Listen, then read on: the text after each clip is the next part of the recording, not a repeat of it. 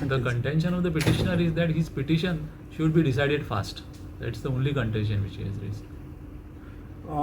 Is there any time bound, there is time limitation to decide such disqualification? According to me, no, there is no such time limitation. In fact, there are cases and cases where by law the time is fixed. That time limit is not complied with or fulfilled in many cases in the court also.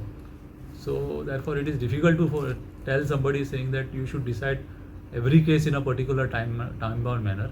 In fact, there are statutes under which the courts are supposed to decide in a time-bound manner, but the courts are not able to decide because of several reasons. So therefore our case is that it is not possible to give such a direction. The Speaker is a constitutional authority. The way the High Court and Supreme Court is a constitutional authority, Speaker is also a constitutional authority. He has to decide in terms of his discretion, in accordance with law and in terms of the Constitution. So he will decide in terms of the law. And there are several cases before the Speaker. Speaker has another 3-4 cases on the same subject matter. One person comes to the High Court and says that my case should be taken up first. It may not be proper.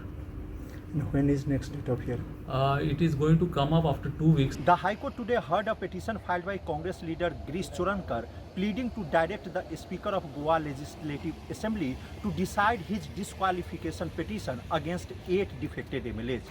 The High Court, after a brief hearing, has issued notices to the Speaker and 8 respondent MLAs and has given 2 weeks' time to reply in this matter.